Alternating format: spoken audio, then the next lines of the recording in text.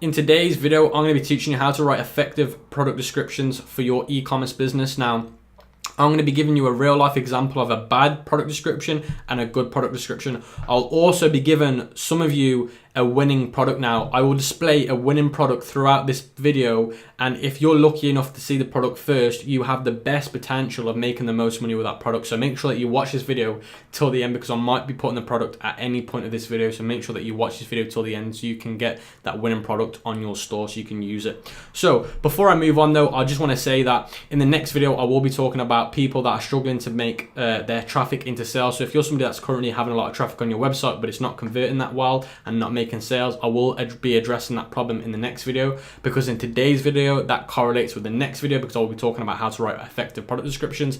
If you want to also enter the giveaway for a 15-minute consultation call with me, all you need to do is comment takeover 2019, like the video, and subscribe to the YouTube channel, and I will be checking, and the winner of that giveaway will be announced on the next video on Monday. Every Monday I will be announcing the giveaways of the consultation call. So let's talk about the importance of copywriting now. Effective product descriptions will always boost conversion rates. So if you've got a really good product description, you'll get a higher conversion rate to the add to cart. So your add to carts will go up the roof. So let's talk a little bit about not using your suppliers or AliExpress product descriptions. Now, this is a massive mistake that I would say about the majority are doing. They're just copying and pasting, or they're just getting Orbello and they're just importing the product descriptions and product titles from their suppliers, and that's why they're not getting good conversion rates. You need to stop being lazy. You need to level up, and you need to think of this as a real business, and you need to give it time and effort. Now, if you're being lazy, you're not putting time and effort in to write your own descriptions, you're leaving money on the table. So like I said, don't use AliExpress descriptions, or don't use whatever supplier you're going to get your products from, just don't use their descriptions. So what you do want to do though is you want to use their descriptions as frameworks, in terms of the supplier will give you the information like how much does your product weigh, the specifications, the features. They're all important things, but don't write it the way they write it. Just take the key information like features and specifications, but write it in your own way. So customers only care about bridging the desired gap. Now, the desired gap is what's going to be in the next slide. So if you don't know what I'm on about, I'll be talking about in the next slide. Now, another thing is you need to sell benefits and not features. Now, this is a massive mistake a lot of people do. They mention all the features the products have got, all these amazing features, all these little boring things, but they never mention the benefits straight away, and that's why you lose your customers' attentions, because the customer only cares about the benefits, and like I said, bridging that desired gap, which I'll be talking about in the next slide. Now, consumers buy with emotion, then they justify with poor logic. What I mean by that is, in the time they get to your product page after they've watched your ad video on Facebook or whatever you're using to promote your product, they're emotional, their emotions are growing, their emotions are starting to fire up. Now they're getting to your product page. Now, if your product page is good enough, if your descriptions are good enough, that means they're going to be even more emotional. It meets their emotions. So then again, what are they going to do? They're going to purchase your product and then justify it later, saying, okay, I can justify this product because of this so-and-so and so-and-so. So like I said, because consumers buy with emotion, then they justify with poor logic. The next thing is consumers only care about what the product will do for them, how it will solve that problem, and how it will make them feel.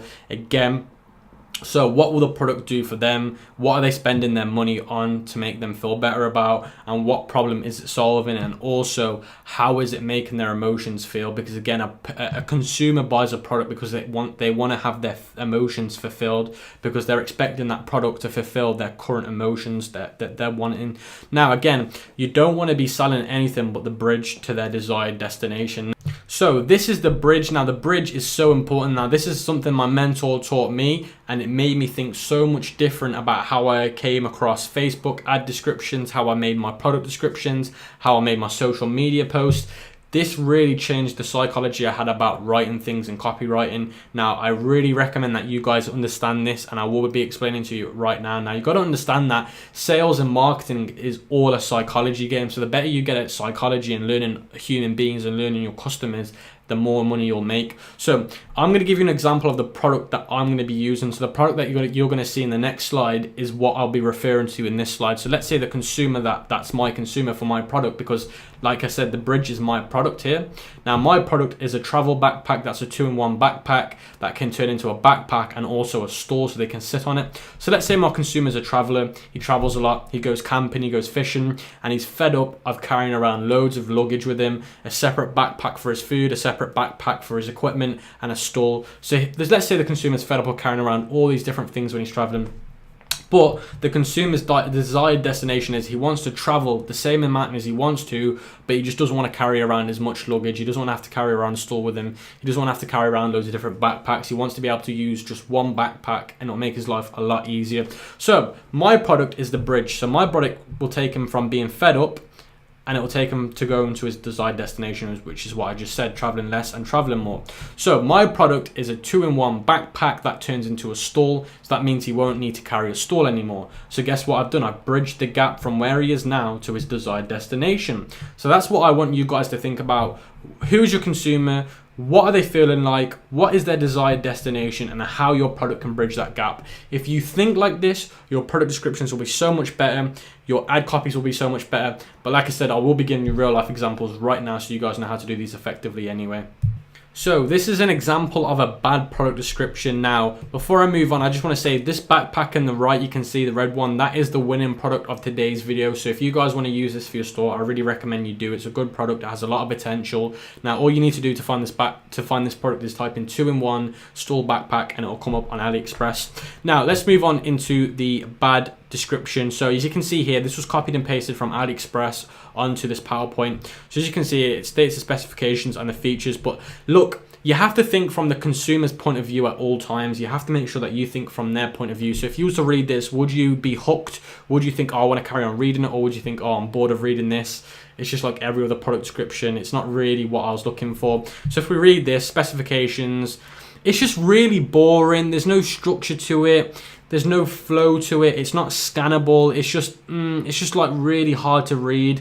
Like I said, let's read it together. Material, high density polyester fabric nylon, color red, green, gray, black, bag size, chair size, how much weight it can take, the weight of the bag, how much you can fit in there, the features, backpack, tubular steel frame, is built tough, and it's also designed to use as a chair folding structure, blah de blah de blah de blah. But guys, just look, read that yourselves and ask yourselves, look, would you be hooked? Would you be interested in buying this now? Or has that made you turn against the product? Has that made you think, you know what, maybe I don't actually need this product because the description was quite bad?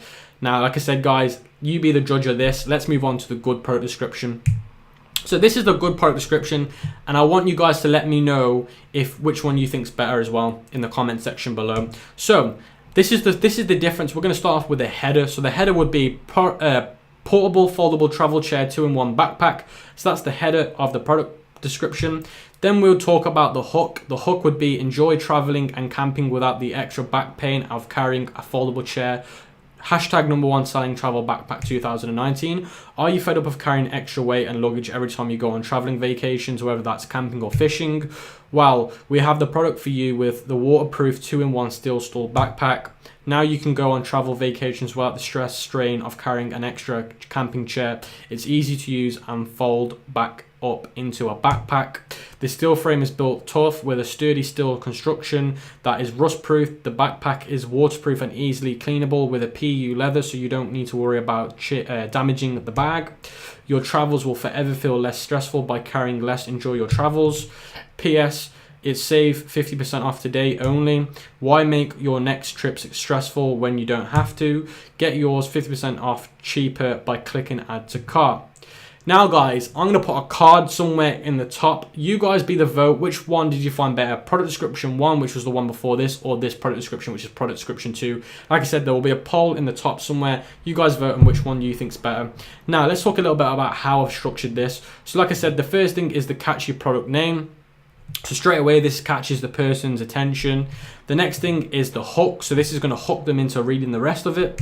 The next thing is the addressing the problem by asking the right questions. Straight away, I'm addressing their problems, which is they're fed up of carrying extra luggage and extra weight. So I'm addressing the problems. Now, the key in business, guys, is to address the customer's problem before they start thinking about it. As soon as the customer starts thinking about the problems they may face with their bag or their product, then you're going to be in trouble. So make sure you address the problem by asking the right questions. The next thing is telling them you have the solution. So you're just saying to them, look, I understand your pain, I understand the struggle that you're going through, but us as a business and us as a brand, we can solve your problem with our product. The next things is the key benefits of the product. So the key benefits is the next part. Then you're going to give them more benefits of owning the product. So this part is you telling them the benefits of owning this product and keeping the product. Then the next thing is asking a question to justify buying it. So now you're asking them a question so they can justify to buy it. The next thing you're going to want to do is you want to have a call to action. So after they've read all that, they're already hooked, they're already interested. Now all you need to do is get a call to action so they take the next step, which is to add to cart. The next thing that you're going to want to do is offer the specifications and the features. So right at the bottom, that's when you add the specifications, the features like size, color, weight, and the FAQ. FAQ stands for frequently asked questions. So that is how I lay my product descriptions out. Now, for whoever saw the winning product of the video, which was the backpack, which is the description for this, you can use this description for your product page if you want. I'm more than happy for you guys to use this if you want to test that product that I said was the winning product of the video. But guys, this is how I lay out my product descriptions. It's so effective, it's so powerful, and it works every single time. And you can see how I've laid this out. Guys, let me know which one you think was better, the first one or the second one. Now, let me move on to the last thing that I want you guys to do before I end today's video. Use Amazon to make the FAQ page. Now, this is so important, and I'll show you what I mean in a minute. Now, what I mean by using Amazon to make your FAQ page is you go onto Amazon, and I'll be showing you in a minute. You'll search for the same product, you'll find the product on Amazon, and you'll go to frequently asked questions, and you'll just use those for your product page. Let me show you how to do this. So you guys can see I'm in Amazon right now, and I've picked up a similar product to mine. So as you guys saw in the real life examples I was giving you, I was using a 2-in-1 rucksack stall backpack as my example for the product descriptions. Now I couldn't find the exact same one on Amazon. So what I've done is I found something very similar to it, because again, it has the same concept. It's a 2-in-1 backpack. It has a stall, so it's going to have the same Q&As as my backpack. So we're going to scroll down. I'm going to go to the customer questions and answers. Now, what I'm going to want to do is I'm going to want to go through all of these answers and questions and find the ones that are most that correlate the most with my product as well. And like I said, because this product's very similar, I can use the FAQs in here for my product. Not all of them, but most of them.